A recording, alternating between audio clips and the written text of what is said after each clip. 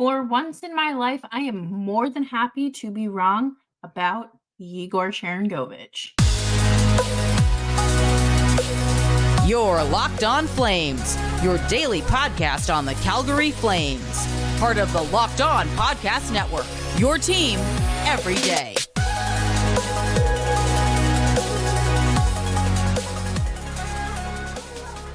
Hello, everybody, and welcome to today's episode of Locked On Flames. As always, I'm your host, Jess Belmosto, and thank you so much for joining me here today. Today's episode is brought to you by Sleeper. Download the Sleeper app and use promo code LOCKEDONNHL to get up to a $100 match on your first deposit. Terms and conditions apply. See Sleeper's terms of use for details. Today, we are going to talk all about the current state of the lineup, and is this what we expected versus what are we blindsided by this and their performance, as well as Sharangovich's just incredible season here in Calgary and what that means for next year. And because it's the start of the week, I figured we could talk about winners and losers of the week since we didn't do that on Friday. But before we dive into all that, make sure you are subscribed to Locked On Flames wherever you get your podcasts. We are here for you Monday through Friday, your team every day. We knew that post-trade deadline Flames hockey would look a lot different from pre-deadline Flames hockey. And even so, more so, I thought that the defensive pairings were obviously going to get scrambled because those were the pieces that were moving more versus the forwards. But there has been some shakeup in the forward groups as well due to injury or healthy scratches, whatever the case may be. And wanted to take a look at what the lines looked like at practice today on Monday. And this is from Pat Steinberg of 960. You have Pospisil, Kadri, Kuzmenko, sure. Hunt, Sharangovich, Coleman, okay. And then you have Mangiapane returning to the lineup with Huberdeau and Zari. AJ Greer, Kevin Rooney, Matt Coronado, and Walker Dewar as your odd man out. It's good to start. It's great to see Mangiapane back skating, assuming he will be good to go tomorrow night against San Jose. Backlund is out of the lineup as well. It's nice to see Connor Zary getting another shot at center. I think that this is huge. This is something that a lot of people have been advocating for because that's what he played through his careers up through juniors. And then the Flames kind of said, hey, we're putting you on the wing. And now they're kind of, granted, this is only the second time it's happened, but they're kind of coming around to this little experiment. I think it's neat. We talk about it all the time here, how you need as much information as you can get. And if you are leaving out Zary as a possible center option down the line, you're doing your team a disservice. Let's see. Matt Coronado. Okay. I do not like that they are putting him on the fourth line. And I understand, there's room for everyone. And he is a young guy. But Matt Coronado is not a player that should be on your fourth line with guys like Greer and Rooney. We said it last year. He is not a fourth line guy. Neither him or Pelletier really should be developing and getting a lot of those NHL minutes on the fourth line. It needs to be higher up with the higher caliber players on your team. And that's how you get better. That is how you get a better assessment of your players, because when you look at Coronado and the production that he had at Harvard, you see something entirely different. And yes, those are college kids. It's a different level, but you need to play to those strengths. And putting him on a fourth line with a guy who's coming back from a significant injury, and then a center who is also coming back from a significant injury and is a little bit older, I'm not sure that you're setting Coronado up for success. And this could just, there could be something else going on as well. Well, I don't know. But I'm not sure I'm seeing the vision here. And Walker Dewar is the odd man out. Cool. So the defensive pairings make sense. Oliver Shillington is out. And by makes sense, I mean they're what you have. And something I have to keep reminding myself is that this isn't forever. The defense is not going to look like this for the rest of my life. And it more than likely will not be a long-term solution either. So you have Uyghur and Miramonov, Gilbert and Anderson, Solyov and Pahal. And that's like, we have seen so many defensive breakdowns, and I don't know how much more I can take. I mean, granted, we have like 2 weeks left of Flames hockey, but I hope that they're ready to get better, because what a 180 this defense is compared to your defense with Chris Tanev, who plays such a specific style of hockey, with Noah Hannafin and, obviously Oliver Shillington. Like, there are just pieces that you need to plug, you need to remove and put in with better players. And, I'm sure we'll see that whether it's through promotions or free agency. I don't really expect the Flames to make any big trades or trade for, a defenseman that's like, oh my God, I can't believe this. Julian McKenzie mentioned Tyson Barrie, and I think that would be an interesting fit. If you can get someone like him, a veteran that has, I would say, improved his game since his days in Toronto, for a not overly expensive, why not? You need bodies, and no one is expecting you to go win the Stanley Cup next year. I don't even know if your goal is to make the playoffs next year, but it can't look like that. Can't look like this much longer.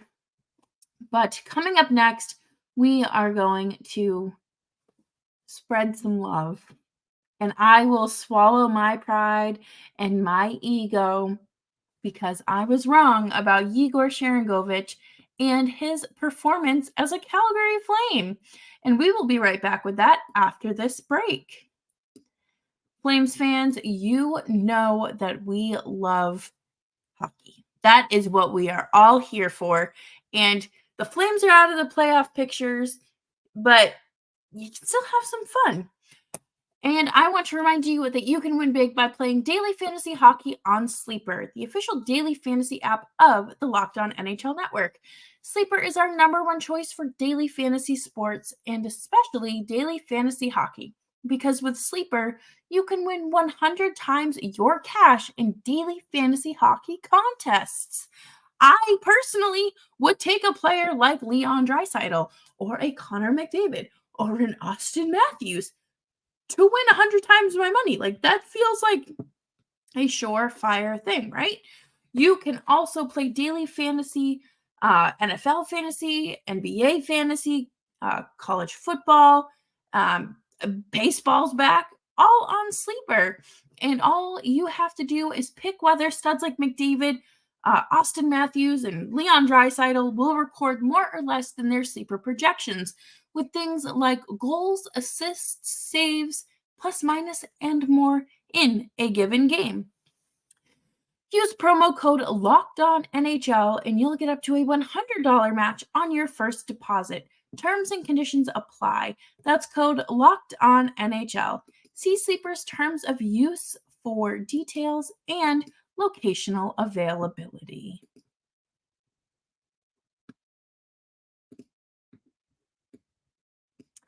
Thanks everyone for hanging out with us today on Locked On Flames. Make sure you're subscribed wherever you get your podcasts because we will still be here with you through the off season. So I hope you stick around.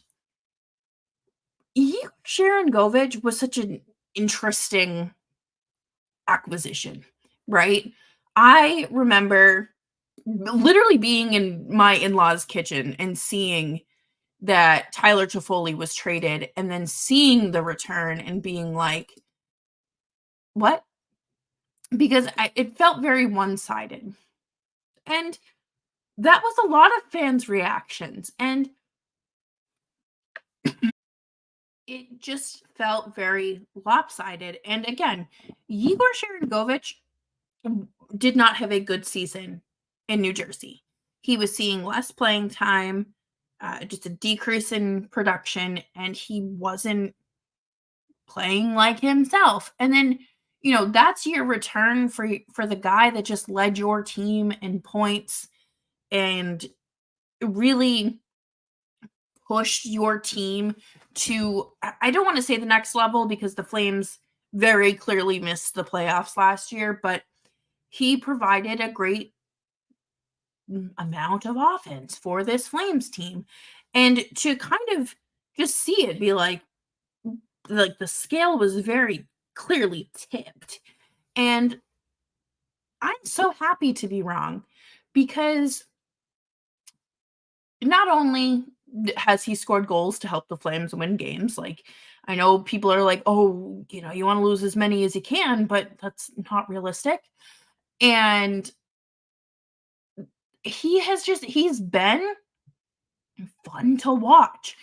I think that we were doing the math to kind of break up Tyler Toffoli's offense to say, Coronado and Pelletier. This was over the summer as well. So this was before the injuries, before reassignments and whatnot. But, those two are going to have 10 to 15 goals apiece. And then you're going to get a few more from here. And, maybe you see Mangiapane have an uptick in production. Like, we were doing a whole lot of calculus just for Sharangovich to prove us wrong. And I'm glad. And there was a reasonable expectation for him coming into the season. I would say, people were hoping at least 20, 25 goals, but he hadn't reached 25 goals in his career. He's reached, let's see, I have it pulled up right here.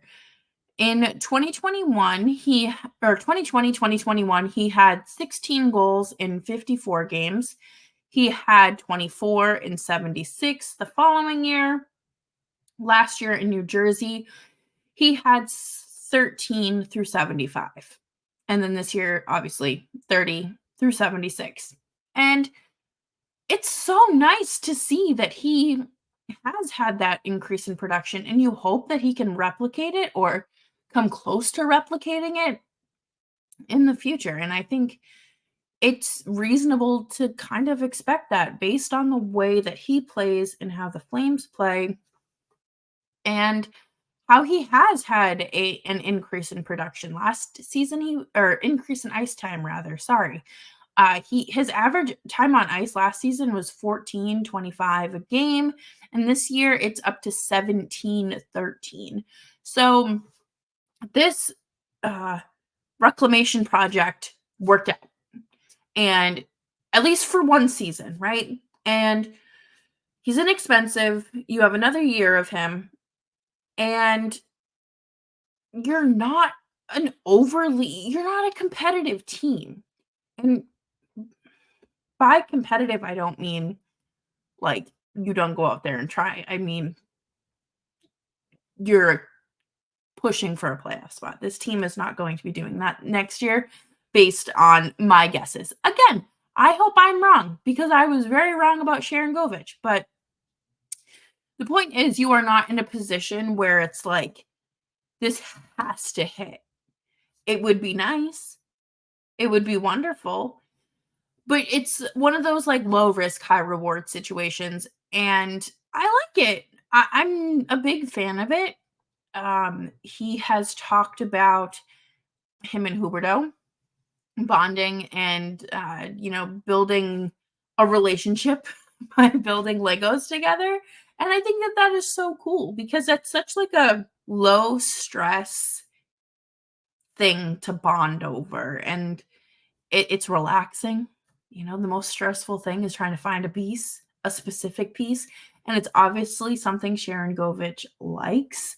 So, you just gotta, he fits well with the room. And I am hopeful for the rest of this season as well as next year for him. I think that it is incredibly fair to want to see another season like this and to, I don't want to say expect another season like this, but you hope that it's at least a 25 goal season for him next year, especially where there's a good chance they do extend him.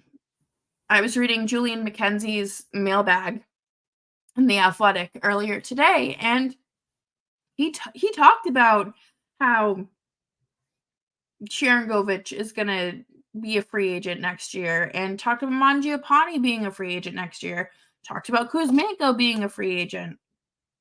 Out of those three, he was most certain that Sharangovich signs an extension. He's 25 years old, and he could get another bridge deal to bring him to UFA status, which I think would be, I think that would be the best part. I think that would be a wise decision because that puts him, say you do a 3-year deal, that puts you right up to the season when the dome is supposed, or the new arena is supposed to be opening. Giving yourself the opportunity to not be locked into something long term also makes a lot of sense. And you're getting these really good years out of him, and hopefully that happens. Hopefully you do get something. I don't see a world where you throw a 7-year contract at him. I think that would be absurd. Well, he's only 25, so so you do that next year, so it's 26, brings you to like 32, 33, which is how old Backlund is. And you hope that he ages as well as Backlund. But again, that is up to you, to the people that make all the money, not me.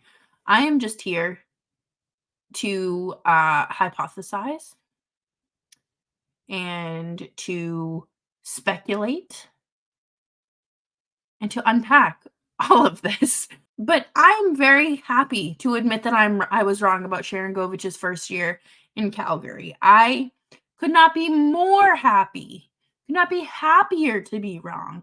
And I hope that moving forward, we kind of approach everything with skepticism, but just maybe not as much. Maybe you look at things and you're like, hey, this guy just needed to play in a different system. The team that he was with was growing in a different direction than how he was going. So we will take in the strays and those reclamation projects because those are fun. But coming up next, we're going to talk about our winners and losers of the last week and a half because we didn't do it on Friday, and I am more than happy to chat and hand out some titles today. But we will be taking a quick break, and we will be right back right after this. Passion, drive, and patience. The formula for winning championships is also what keeps your ride or die alive. eBay Motors has everything you need to maintain your vehicle and level it up to peak performance. Superchargers, roof racks, exhaust kits, LED headlights, and more. Whether you're into speed, power, or style, eBay Motors has you covered. With over 122 million parts for your number one ride or die, you'll always find exactly what you're looking for. And with eBay Guaranteed Fit, your part is guaranteed to fit your ride every time or your money back, because with eBay Motors, you're burning rubber, not cash. With all the parts you need at the prices you want, it's easy to make your car the MVP and bring home huge wins. Keep your ride or die alive at ebaymotors.com. Eligible items only, exclusions apply. eBay Guaranteed Fit, only available to U.S. customers. Thanks, everyone, for hanging out with me today on Locked On Flames. You can follow me on Twitter at JustBelmosto. Winners and losers of the week is typically something done on Fridays, just because it's a good way to wrap up the week, recap the shenanigans that has been going on and the good things that have been going on. But because it's Monday and the Flames don't play today, so why not? And we have a lot to talk about here. So let's dive right into it with our winners. The women's NCAA basketball tournament was so fun. Obviously, it wrapped up yesterday with South Carolina beating Iowa. And, Dawn Staley is just iconic.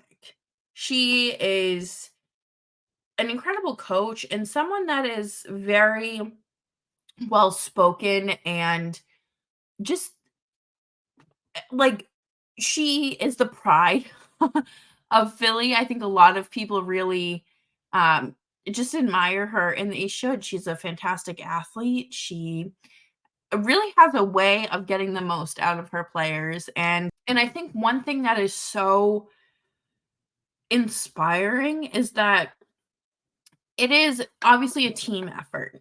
There is no one player that carries you to or through a tournament or to a championship, and everyone gets their flowers. And she talks about how, a lot of her seniors and upperclassmen left last year after losing the title, and it was up to her freshmen, her little freshies, and she put her faith in them, and they delivered.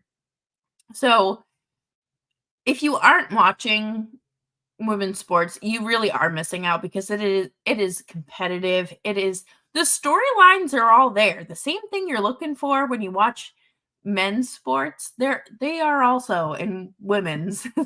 But to turn the page, we're going to talk about John Tortorella. This is literally the bare minimum, because he just confirmed something we already all knew and assumed, and this is regarding the 2018 World Junior Classic Team Candidate team. He talked to the media today when he was asked about how, I believe it's Urson, their goaltender, has played this season, and how he's kind of just like had to unexpectedly step up. And he kind of let it slip that the Flyers knew over the summer about the potential arrests, and they were aware of the Carter Hart situation, and they did what they could to, resolve that. And they were shopping him. So they knew. And that just goes to the teams. And I believe the Flyers even said, like, yeah, no, we had no idea. Your coach just said otherwise. And the dots were previously connected with pencil, and now they are connected with Sharpies. And it bothers me a lot, because we talked about it when it happened, but, there's there was a 1 in 10 chance that Dylan Dubé or Carter Hart or, Cal Foote, Mikey like, that those players were going to be arrested, and teams knew what was going on. They knew, and they played dumb. And I'm sure that there was only so much they could do legally. But backtracking not even backtracking, contradicting the previous statements and saying we had no idea. Like, your team isn't going to be the only one that knew or didn't know. That's not how things work. So, my losers of the week. These are, I hate the internet. While it gives me this wonderful platform to speak with all you beautiful human beings every day, it also brings out a lot of negativity. And this is a broad statement. Stop being so rude to potential draft picks or rude about. I don't care. Well, I do care who the Flames draft, but I don't care about the name. If they fit a certain set of skills that the Flames need and feel like they are in need of, or that will fit the organization in the 2 to 3 years it's going to take for this player, like, great. I do not care if you are an Iginla or if you're a Joe Schmo. The way people are talking about draft picks, as if they are just like little pawns and little pieces, really bothers me. Number one, these are young men. They are absolutely on social media. They're seeing what's being said. Their families are going to be seeing what's being said. Their friends. It's not polite. It's just rude. Like, I don't know enough about Iginla to say this is what the Flames need. This is what the Flames should choose this guy instead. But the way that things are being worded, like, I don't like it, because it makes it look like he's the problem when really the Flames just need apparently could potentially use a different set of skills. So I guess just rude people on the internet, really my losers for the week. I think that people get a little brave behind the keyboard, regardless of what you're talking about. It could literally be something as simple as saying you don't like mushrooms on your pizza. You could say that and someone's going to say, well, mushrooms are the superior topping. And someone's going to say, actually, you're wrong. And give you a whole dissertation about why black olives are the best topping or something. Like, it's just not a fun place sometimes, but we're all here to be nice to each other, I would say. Nick and I both try to welcome and foster a fun, inclusive environment. It's hockey, for God's sake. This isn't life or death. But that will do it for today's episode of Lockdown Flames. I hope you all have a fantastic evening and a fantastic start to your week as we cruise into the final games of the season. Tomorrow night, the Flames will take on the Sharks. It is a late game, 8:30 Mountain Time and 10:30 Eastern Standard Time. So I suppose we will be getting a coffee after work. That's a very late game for two very bad teams. But make sure you're subscribed to Locked On Flames wherever you get your podcasts, as well as YouTube. You can find the show on Twitter at @LO_FlamesPod. You can follow me on Twitter at JustBelmosto. And like I said, tomorrow Nick will be back. I will see you guys tomorrow. Have a safe night. Stay warm, stay safe, stay dry, and be kind. Mm.